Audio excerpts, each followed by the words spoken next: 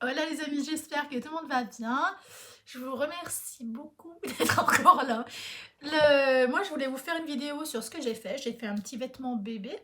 Mais avant, je vais vous faire voir un petit truc qui n'a rien à voir avec ce qu'on a l'habitude. Regardez bébé. C'est mon bébé canon. Oui, ceux qui ne le savent pas, c'est un gros bébé. Il est super gentil. Franchement, il est adorable. Donc moi, du coup, vu que je n'arrive plus à coudre pour l'instant, parce que la position ne me va pas, ce que je rappelle, bah, je suis enceinte et j'ai hâte que ça passe, parce qu'il faut que je fasse tous les vêtements bébés. Enfin, moi, c'est ce que j'avais programmé. Hein. Mais bon, à cette allure-là, il va falloir que j'en achète. Et donc, du coup, j'avais décidé de... Enfin, j'avais décidé. Entre ce que j'ai décidé et ce que j'ai pu faire, il y a une énorme marge. Donc du coup, je me suis un peu rabattue sur du tricot main, mais franchement, je n'aime plus ça, ça me fait plus envie, parce que j'ai une machine qui tricote très bien et très vite. Donc du coup, enfin bref, voilà, c'est une machine, vous savez, vous faites comme ça fait directement une rangée. C'est la LK150, je vais vous la faire voir, tant qu'à faire. Ah, moi vous allez faire des bons hein, avec la vidéo. Alors, il faut que je sorte tout ce qu'il y a devant. Et après, je vous referai une autre vidéo pour vous faire voir ce que j'ai brodé avec ma machine à coudre. Parce que ça, j'ai pas besoin d'être penchée, parce que ça fait le boulot tout seul. Regardez, c'est ça la machine, la LK150. Donc c'est un peu style les machines anciennes de tricot que bah, nos grands-parents ou arrière-grands-parents utilisaient. Ça dépend en fait de quel âge est-ce que vous avez. Ou même vos parents, des fois. Ne sait-on jamais. Et voilà, donc c'est une machine que moi j'aime énormément me servir parce qu'on se voit avancer et franchement ça va super vite. Donc moi j'ai décidé de tricoter un modèle de chez Katia. C'est un modèle qui est gratuit sur leur site. Que vous voyez tout le bordel qu'il y a là-bas. Là.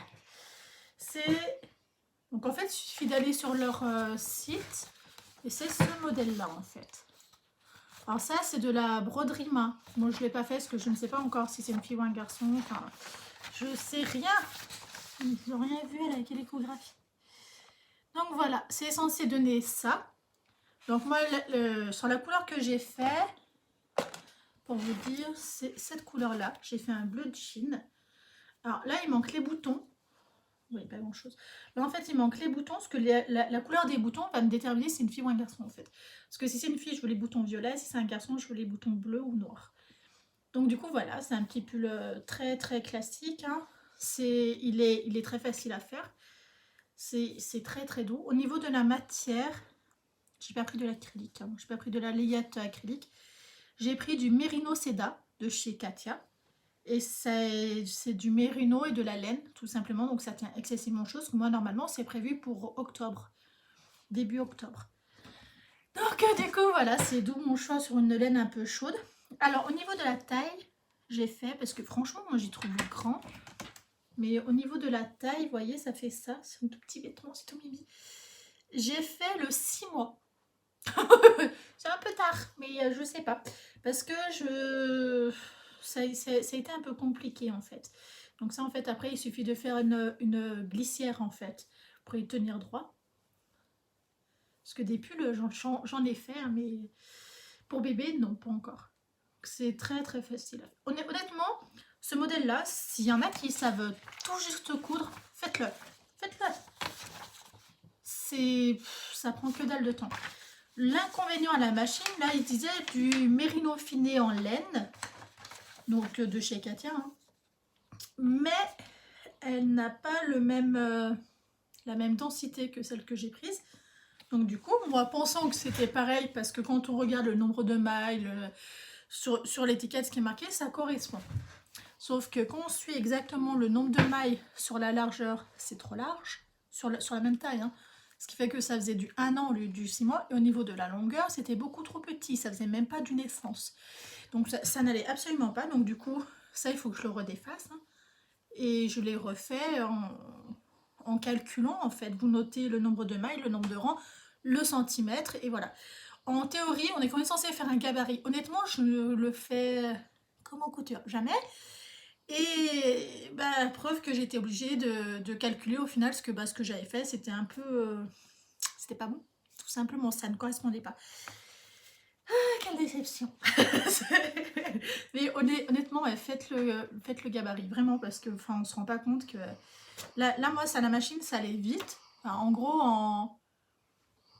en 10 minutes, même pas, le devant était fait, parce que c'est exactement le même, le devant et le dos. Après, c'est un 6 mois, hein, c'est pas un taille adulte, hein. Donc ça va vite, hein, c'est une petite longueur, il n'y a pas besoin, enfin bref, il n'y a pas besoin que ça soit grand, donc ça va très très vite. Donc là, moi, ça m'a pas dérangé, mais je serais encore allée 2 fois plus vite si j'avais suivi ce qui était marqué, hein, mais bon. Que se refait pas, se refait pas. Donc du coup, voilà, c'est vraiment à savoir.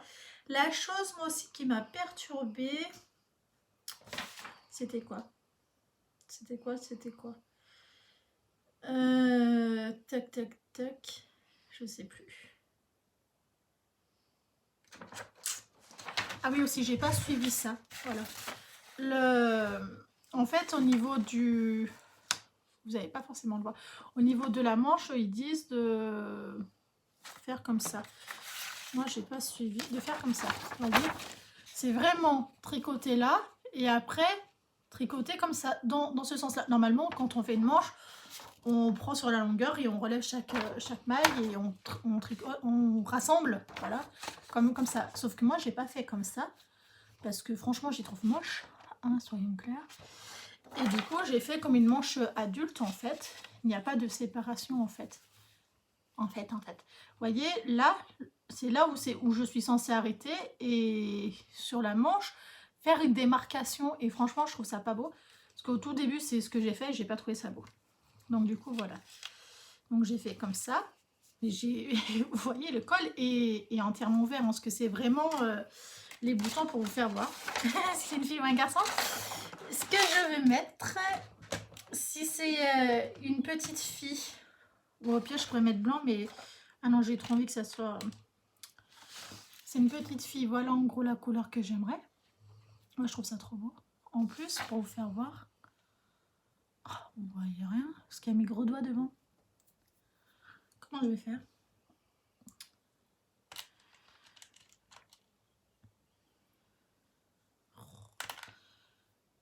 Que comme ça. Là. Ah, vous voyez mieux. Vous voyez, ça fait comme une petite fleur dedans, donc c'est super joli. J'ai aussi un rose pâle. Alors, honnêtement, je tâtais plus le rose pâle au début que le bleu, parce que je me disais, ah, ça fera carrément joli, ça ressortira. Et après, je me suis dit, bah ouais, mais si c'est un petit garçon, tu seras bien obligé de mettre autre chose que du rose. Donc du coup, voilà, en gros, c'est un garçon, c'est cette couleur-là que je vais mettre. Et si c'est une fille, soit celle-ci, soit celle-ci. À la limite, le rose pâle est peut-être plus joli, je sais pas. C'est pas encore fait, hein. Ça c'est vraiment quand je vais savoir si c'est une fille ou un garçon. Honnêtement, c'est un modèle qui est très facile à faire. J'ai pas pris la bonne laine par rapport à ce qui était recommandé. Donc, normalement, il faut bien respecter. En fait, quand on débute, c'est toujours conseillé de bien respecter. Moi, j'ai un peu fait ma feignasse. Enfin, fait de la feignasse. C'est pas vraiment le mot, mais j'ai énormément de laine. C'est un peu l'équivalent en fait au tissu, j'en ai énormément. Et c'est de la laine de très bonne qualité, donc je ne voyais pas l'intérêt d'acheter exprès du mérino finé, parce que sur le modèle, il disait du mérino finé. Ah, quand on se rebelle. Mais c'est... Voilà, je me suis dit non, c'est un peu mieux. Enfin bref. C'est un petit peu le petit truc qui m'embêtait. Donc j'ai fait ça. Honnêtement, j'y trouve grand pour 6 mois. Hein. Dites-moi, parce qu'honnêtement, vraiment... Quand j'ai revérifié les mesures, ça serait ça, mais j'y trouve grand. Hein. 6 mois, ils sont pas si grands que ça, les bébés de 6 mois aussi. J'en sais rien. J'ai une copine, elle m'a dit un peu, mais elle savait pas si c'était... Enfin, elle m'a dit pas forcément, un peu. Puis à la fin, elle m'a dit, tu verras sur, sur ton petit bout de chou. Puis voilà. Ça m'a pas beaucoup arrangé qu'on me dise ça. Parce que c'est pas une réponse. Donc du coup, voilà. C'est très facile à faire. Honnêtement, sincèrement, vous pouvez prendre n'importe quelle laine, du moment que c'est une laine qui ne pique pas. Si vous prenez de l'acrylique, prenez de l'acrylique layette. Parce que si vous prenez de l'acrylique normal, c'est trop agressif pour la peau des bébés. Je crois, franchement, c'est la seule chose à savoir. Si vous voulez prendre de la laine, prenez du mérino et pas de la laine pure, parce que la laine pure, ça gratte. Il ne faut pas que la laine aussi, elle ait des petits fils et tout. C'est pas très bon pour les bébés. Puis c'est tout, hein. C'est tout. C'est la seule chose, je crois, que je peux dire dessus, parce qu'honnêtement, il a été tellement facile à faire. Pour vous dire, moi je le faisais par tranche, alors j'en faisais un petit bout par jour, mais quand je vous dis un petit bout par jour, ça sur la machine, il a fallu peut-être 2 heures, même pas. Allez, on va dire 2 heures, histoire d'être large. Le devant, je l'ai fait en une fois, et il a fallu que j'arrête, parce que bah voilà. Donc après, j'ai attendu le lendemain. Le lendemain, j'en ai fait, je crois que j'ai fait le dos, le surlendemain, je sais plus, enfin bref. J'ai vraiment fait séparer par partie. Et l'assemblage, je ne l'ai pas fait sur la machine parce que là, ça prend beaucoup plus de temps. Il faut savoir que l'assemblage prend autant de temps que de faire à la machine toutes les pièces. C'est exactement pareil. Le temps là, il s'équivaut vraiment. C'est... Enfin, quand il n'y a pas de motif à faire. Hein, parce que quand il y a des motifs à faire, c'est un peu plus long. Mais quand franchement, c'est tout du jersey en droit, ça va tout seul. C'est à la main, je pense qu'il y en a pour 5-6 heures, pas plus. C'est toujours le même point. Je pense pas qu'il y en ait besoin de plus de temps. Qu'est-ce que je pourrais vous dire de plus? Bah, rien. Rien. Ça part que tout va bien. Là, je dois être la seule contente pour le confinement parce que du coup, je me repose énormément et puis j'en ai besoin. Donc voilà, je crois que c'est la seule chose auquel je peux rajouter. Et puis voilà. Bon, ben, je vous fais à tous de gros bisous et voilà pour les dernières nouvelles. Ciao, prenez soin de vous.